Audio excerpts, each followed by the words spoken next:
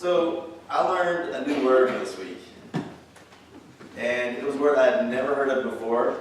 Some of you may know it. Frontispiece. Anybody know what it means? Maybe a few of you? A couple nods, maybe? Frontispiece. Yeah, I was clueless. Absolutely clueless.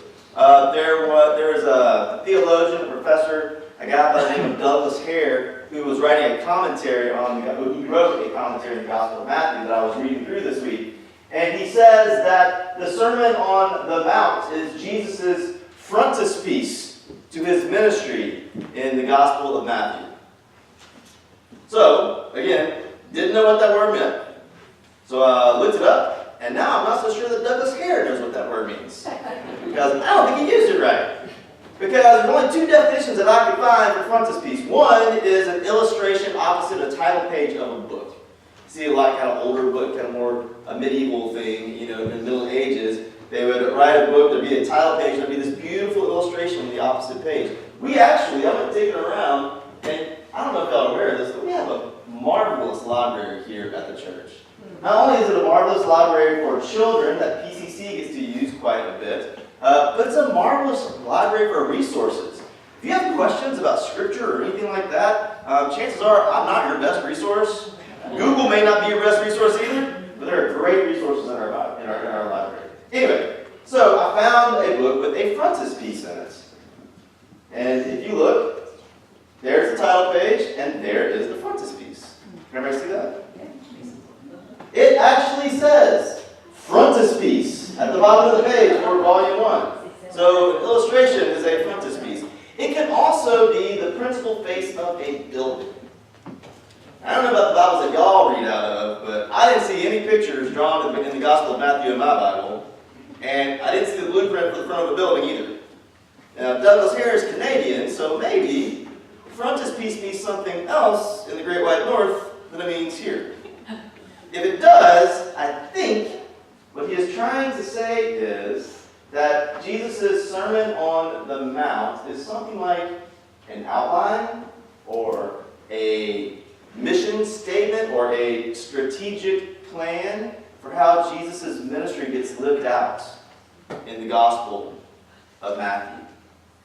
And it's important that we are aware of this because we are going to be spending some time with the Sermon on the Mount this week and the next two following weeks. We are going to talk about the Sermon on the Mount, and chances are you will see how this does get lived out. You will make the connections of what Jesus is talking about to what Jesus will be doing in the Gospel of Matthew. For example, today with the section on the Beatitudes, we know that Jesus' ministry was generally towards those who were in need. And as someone is poor in spirit, they're kind of in need, right? So anyway, I learned that the word frontispiece means an illustration opposite a title page, that it means the principal face of a building, and in one particular case, it means that the Sermon on the Mount is the structure, mission statement for Jesus' ministry in the Gospel of Matthew.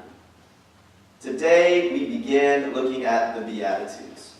And if we're going to look at the Beatitudes, and if we're going to look at the entire Sermon on the Mount, actually, as a frontispiece or a mission statement for what Jesus is doing, I think it's important that we are also aware of the context in which this sermon was preached. We know from what Kay read at the beginning of chapter 5 that the disciples were there with him. But if we back up just a little bit to the last few verses of chapter 4, this is what we hear. They brought to him all the sick, those who were afflicted with various diseases and pains, demoniacs, epileptics, and paralytics, and he cured them. And great crowds followed him from Galilee, the Decapolis, Jerusalem, Judea, and from beyond the Jordan. So that's the end of chapter 4. And then chapter 5 begins with, when Jesus saw the crowds, He went up the mountain, he sat down, his disciples came to him. Then he began to speak and taught them. Now we could assume that the only people hearing Jesus' words that day are the disciples who came and sat down around him. But the crowds are there with them. And so I like to think, it is my assumption, my guess, my belief, that this teaching from the Mount is not just for the disciples, but also for the crowds that came to him, the afflicted who were around him, who came to hear him speak. Now, part of the reason I think this is it makes total sense that there was a great crowd there, which caused Jesus to go up the mountain to speak. I mean, this makes a great deal of logistical sense. You may or may not have known this, but there were no microphones in Jesus' time. And it was a pretty common practice for people to kind of elevate themselves physically to be able to project so that they could be heard. In fact, around the same time, and even earlier than this time in the Americas, the Native Americans, and especially the ones who lived in flat areas, were building mounds. One of the reasons for these mounds, archaeologists believe, was so that the tribal leaders could stand on top of the mounds and speak for the whole tribe to be able to hear them. And so Jesus went up the mountain, possibly so all the crowds could hear what he had to say.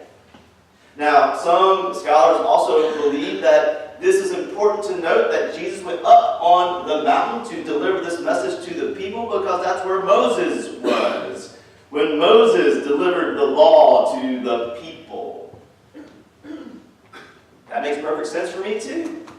Either way, I think it is safe to assume that it was more than just those few disciples who were listening to what Jesus had to say. The people to whom Jesus was speaking that day were the afflicted, the crowds who had come to him.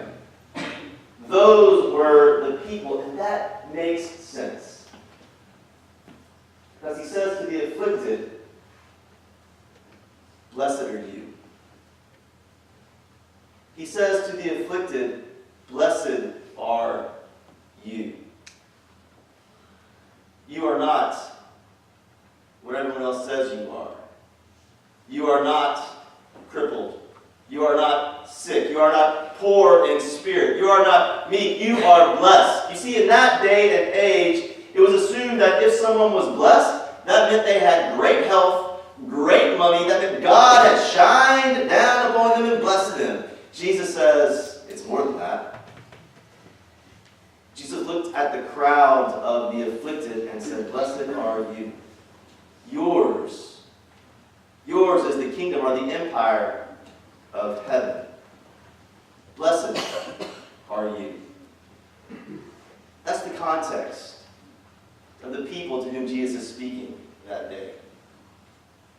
And this is the Jesus we know, right?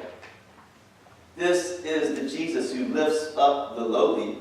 Isn't that one of the things that we sang about during Christmas time as we were getting ready to celebrate the birth of the Christ child who comes to lift up the lowly? This is Jesus saying to everyone whom society has put down throughout their entire life, who has criticized, who has told them they are less than anything, Jesus says, "No, blessed are you.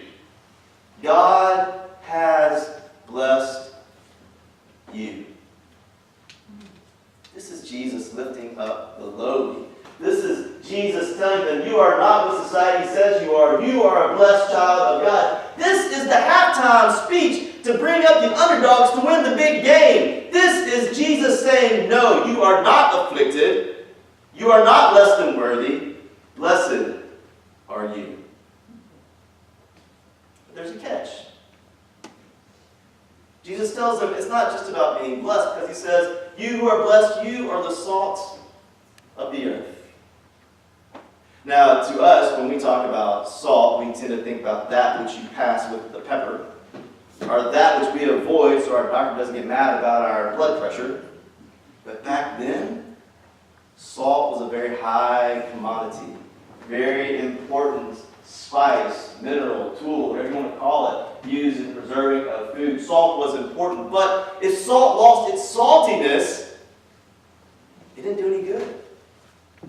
Jesus says, blessed are you, you are the salt of the earth. But if you don't do anything with that blessedness, so what? It doesn't do any good. If salt has lost its saltiness, it doesn't do any good. Yes, Jesus is helping those who have felt afflicted and cursed all their life to know that they are not, to know that they are blessed. But with that blessing comes a bit of responsibility. Use that blessing. Jesus is saying to the afflicted ones, you are not afflicted. You are the ones whom God has blessed. You are the ones who are to go out knowing you are blessed. You are the ones who are to go out and proclaim my good news. You are the ones who will change the world. Do not let your blessings go to waste. These are the ones to whom Jesus is preaching. But there's another group. There's another group of people who hear this sermon as well. Not just those who were there that day, but everyone since then who has heard the sermon, who has read the sermon, who has experienced the sermon.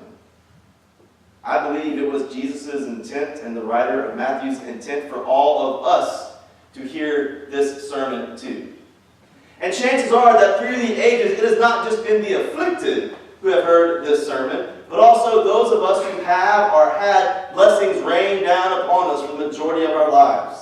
This is a message to us as well. This is a message to everyone who has ever looked down upon someone else. It is a reminder to them that that person is a blessed child of God. It is a message that carries through the ages.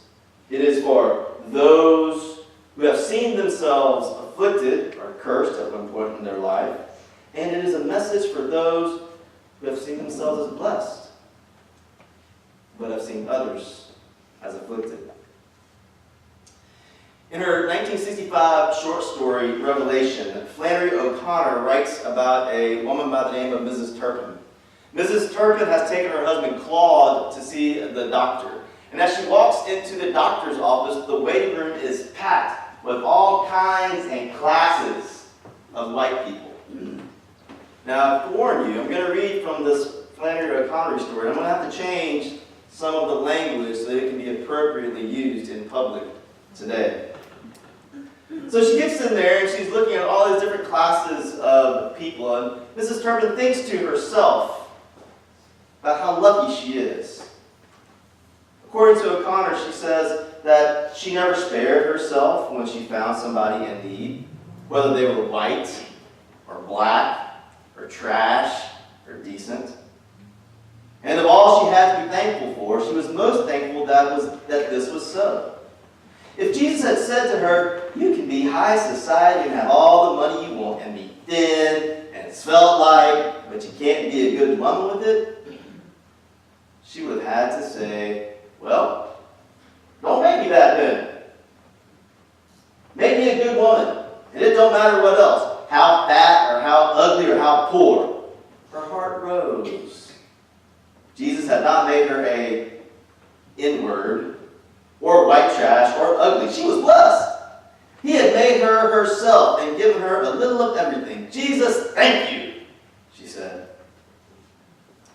Now, even though Mrs. Turpin is being as polite as she thinks she can possibly be in the conversations that she is having in the waiting room, it is very clear what she thinks of the other people in the waiting room and how they fit within her hierarchy of understanding. And there's a young woman who's sitting there listening to her. Her name is Mary Grace, and Mary Grace is just fuming this whole time. But finally it gets to a breaking point, and Mary Grace takes the book she is reading and throws it across the waiting room and hits Mrs. Turpin in the face and then lunges out and attacks her. And then the doctor and the nurses come out and they sedate Mary Grace, and Mrs. Turpin kind of comes back to her senses as she looks at Mary Grace and she says, what have I ever done to you? And she says, you should just go back to hell, you old warthog. Then they haul her off. So this bothered Mrs. Turpin. She thought that maybe this was a message from God. And she spent the rest of the day worrying about it. Finally, she gets to the end of the day, and she is out of the pig pen. And she's talking to God, like Job talked to God, much the same way. And even asks God, how can I be from hell and be saved too? And as the day is coming to an end, she's standing there at the pig pen, and she sees a vision. There was only a purple streak in the sky, cutting through a field of crimson and leading like an extension of highway into the descending dusk. She raised her hands from the side of the pen in a gesture hieratic and profound. A visionary light settled in her eyes. She saw the streak as a vast, swinging bridge extending upward from the earth through a field of living fire. Upon it, a vast horde of souls were tumbling towards heaven. There were whole companies of white trash, clean for the first time in their lives, and bands of black inwards in white robes, and battalions of freaks and lunatics shouting and clapping and leaping like frogs, and bringing up the end of the procession was a tribe of people whom she recognized at once as those who, like herself and like Claude, had always had a little bit of everything and the given wit to use it right. She leaned forward to observe them closer. They were marching behind the others with great dignity, accountable, as they had always been, for good order, common sense, and respectable behavior. They alone were on key. Yet, she could see by their shocked and altered faces, even their virtues were being burned away.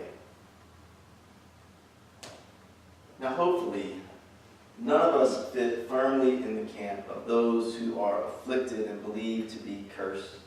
Nor do any of us fit firmly in the camp of those who believe only we are blessed and others are less than us. But no matter what camp or crowd we fall into who hear this sermon, may we hear the words of Jesus and be changed by them. Amen.